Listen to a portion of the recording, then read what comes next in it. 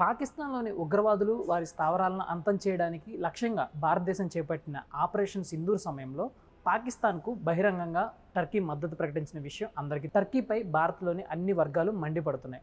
ఆ దేశానికి సంబంధించిన ఉత్పత్తులను బహిష్కరించాలని బాయ్కాట్ టర్కీ పేరుతో సోషల్ మీడియాలో జోరుగా ప్రచారం కూడా ఊపందుకుంది. ఈ నేపథ్యంలోనే ప్రముఖ ఆన్లైన్ ఈ-కామర్స్ సంస్థలైన మింత్రా, ఏజియో ఆ దేశ బ్రాండ్ల అమ్మకాలను నిలిపివేశాయి. ఆయా ప్లాట్ఫామ్లలో అక్కడి బ్రాండెడ్ దుస్తులను చూపించడం ఆపేశాయి. బాయ్కాట్ టర్కీ నినాదం జోరందుకున్న క్రమంలో వ్యాపారులు ఆ దేశంలో ఉన్న వర్తక వ్యాపారస్తులతో ఉన్న ఒప్పందాన్ని పూర్తిగా నిలిపివేసుకున్నారు. గత వారం నుంచి ఇరు దేశాల మధ్య దౌత్యపరంగా ఉద్రిక్త పరిస్థితులు పెరుగుతున్న తరుణంలో ఈ నిర్ణయం తీసుకున్నట్లు మింత్రా అధికారికంగా వెల్లడించింది. ఇక రిలయన్స్ విషయానికి వస్తే తమ ఆన్లైన్ ప్లాట్ఫామ్లో ఉన్న ఏజియోలో కోటాన్, ఎల్సీవైకి, మాకీ వంటి టర్కీ బ్రాండ్ల అమ్మకాలను పూర్తిగా నిలిపివేసింది. ఆ దేశంలో తమ సంస్థల కార్యకలాపాలను, వారి ఆఫీసులను కూడా పూర్తిగా మూసివేసినట్లు రిలయన్స్ స్పష్టం చేసింది. టర్కిష్ ఎయిర్లైన్స్తో దేశీయ విమానయాన సంస్థ ఇండిగో కుదుర్చుకున్న లీజింగ్ ఒప్పందాన్ని కూడా నిలిపివేస్తున్నట్లు భారతదేశం అధికారికంగా ప్రకటించింది. పాకిస్తాన్కు టర్కీ మద్దతుగా నిలిచిన సమయంలో విమానయాన భద్రత, వ్యాపార పరంగా ఈ లీజు ప్రభావం చూపగలదని ఎయిర్ ఇండియా వివరించినట్లు రాయిటర్స్ తన కథనంలో అయితే పేర్కొంది. 2023లో కుదిరిన ఈ ఒప్పందం కింద ఢిల్లీ, ముంబై, ఇస్తాంబుల్ మార్గంలో టర్కిష్ ఎయిర్లైన్స్ 2 విమానాలను కొంతమంది సిబ్బందిని ఇస్తుంది. దీనివల్ల దేశీయ పర్యాటక రంగానికి ఊతం కూడా లభిస్తుంది.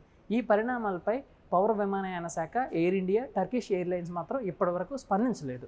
అయితే అసలు 2 దేశాల మధ్య వర్తక వ్యాపారం పరంగా 2024-25లో ఏమేం జరిగిందో ఒకసారి చూద్దాం. 2024-25 ఏప్రిల్, ఫిబ్రవరి మధ్యలో భారత్ నుంచి టర్కీకి ఎగుమతులు $5.2 బిలియన్, అంటే మన దేశ కరెన్సీ ప్రకారం 45,000 కోట్లకు పైగా ఉన్నాయి. మన దేశం మొత్తం ఎగుమతులు $437 బిలియన్, అంటే ఇవి కంపేర్ చేసుకుంటే కేవలం 1.5% మాత్రమే సమానం. ఇదే కాలంలో టర్కీ నుంచి మనకొచ్చిన దిగుమతులు చూసుకున్నట్లయితే $2.84 బిలియన్ ఉన్నాయి. అంటే మన దేశం దిగుమతుల్లో 72, అంటే మన దేశ దిగుమతుల విషయానికి వచ్చేసరికి $720 బిలియన్, అంటే ఇవి లెక్క ప్రకారం చూసుకున్నట్లయితే 0.5% మాత్రమే. 2024-25 ఏప్రిల్, ఫిబ్రవరి మధ్యలో అజర్బైజాన్కు మన ఎగుమతులు $86.07 మిలియన్. మన దేశం మొత్తం ఎగుమతుల్లో ఇవి కేవలం 0.02% మాత్రమే. అజర్బైజాన్ నుంచి మనం దిగుమతి చూసుకున్నట్లయితే $1.93 మిలియన్. ఇది కూడా దేశ వాణిజ్య రంగంలో చాలా తక్కువ నిష్పత్తిని అయితే చూపిస్తూ ఉన్నాయి. టర్కీ మార్బుల్స్ కానీ, యాపిల్స్ కానీ, బంగారం కానీ, సిమెంట్ కానీ, రసాయనాలు కానీ, సహజ ముత్యాలు కానీ, ఉక్కు కానీ దిగుమతి చేసుకుంటున్నాం. అజర్బైజాన్ నుంచి రసాయనాలు, సుగంధ ద్రవ్యాలు, తోళ్లు సంబంధించిన వాటన్నిటిని మనం దిగుమతి చేసుకుంటున్నాం. అయితే వీటన్నిటికి సంబంధించి ఇప్పుడు పూర్తిగా 2 దేశాల మధ్య నెలకొన్న ఉద్రిక్త పరిస్థితుల నేపథ్యంలో ఈ దిగుమతులు, ఎగుమతులు మొత్తం పూర్తిగా రద్దయిపోయాయి. అయితే ఇక్కడ సెలబీకి భారత్లో 10,000 మంది పైగా సిబ్బంది ఉన్నారు. ఇప్పటికే దేశంలో ముంబై నుంచి ఢిల్లీ, హైదరాబాద్, కొచ్చి, కాన్పూర్, బెంగళూరు, గోవా, అహ్మదాబాద్ విమానాశ్రయాల్లో మల్టీ సర్వీసులు అందిస్తున్న టర్కీ కంపెనీకి అనుబంధ కంపెనీ సెలిబీ ఎయిర్పోర్ట్ సర్వీసెస్ ఇండియా లిమిటెడ్కి అనుమతులు, భద్రతా కారణాలతో ఈ ఒప్పందాన్ని కూడా రద్దు చేసుకుంది. ఈ కంపెనీకి మన దేశంలో 10,000 మంది స్టాఫ్ అయితే ఉన్నారు.